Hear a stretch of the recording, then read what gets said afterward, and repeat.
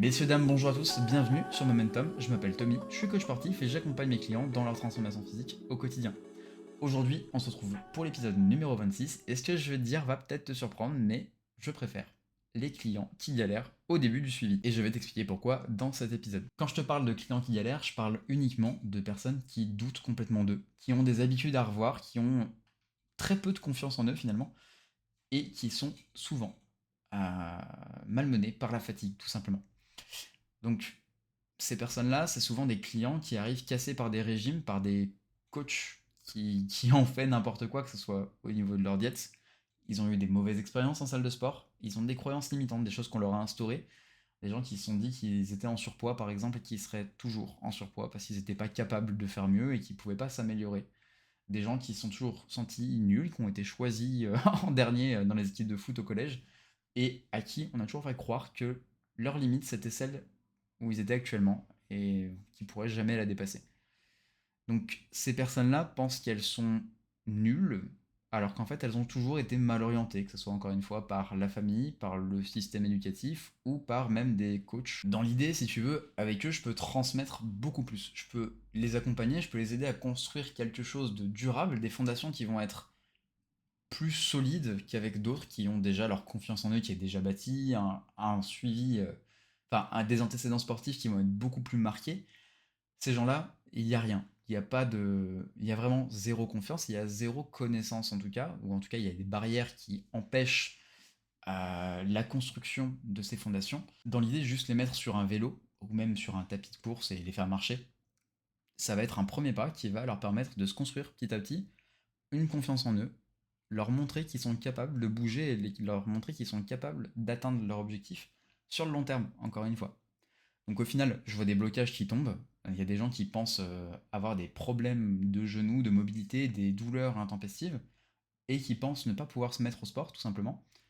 Et là, je me rends compte qu'en fait, quand je leur fais faire un squat, ils arrivent à se baisser, ils arrivent à tenir une chaise, tout simplement, alors qu'on leur a toujours dit que leurs genoux étaient complètement foutus, que leur condition physique ne leur permettait pas de faire ce genre d'effort, et qu'au final, il valait mieux laisser tomber parce que, de toute façon, t'arriveras à rien, quoi. Je vois aussi pas mal de petites victoires qui vont s'accumuler. Donc que ça soit tout simplement sur les premières heures de sport où on se rend compte qu'en fait c'est pas si compliqué pour la personne de se mettre en marche, de réussir à reprendre confiance, à réussir à poser son corps dans l'espace, enfin positionner son corps dans l'espace, à marcher 1 kilomètre, 2 kilomètres. Tu vois, les premiers mètres qui sont un peu compliqués où on se dit de toute façon j'y arriverai pas.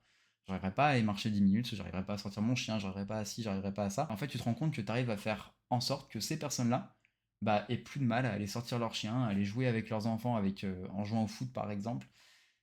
Ils arrivent tout simplement à monter l'escalier pour monter à leur étage de leur appartement et au final, tu te rends compte que ces petites victoires, accompagnées de quelques petits centimètres perdus autour de taille, un pantalon qui va pouvoir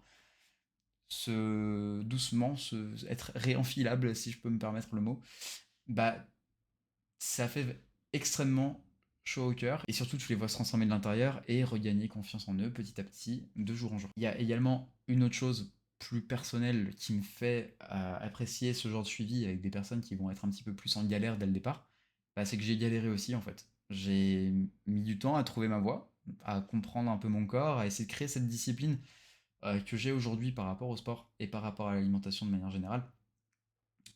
Grosso modo, ces clients, j'arrive à les comprendre mieux que certains en tout cas, parce que j'ai été confronté à mes propres échecs. J'ai été confronté à mes propres croyances limitantes et j'ai toujours été ce gars à qui on a pu se dire, de toute façon, lui, il est un peu rond. Tu vois, il n'arrivera pas à faire grand-chose. Et au final, maintenant, je suis aujourd'hui professionnel dans le milieu du sport.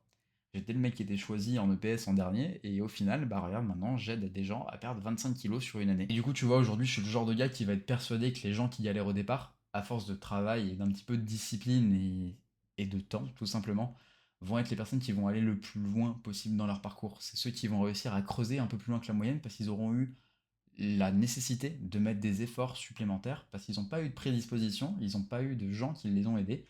Il y a juste eu du travail. Beaucoup, beaucoup de travail.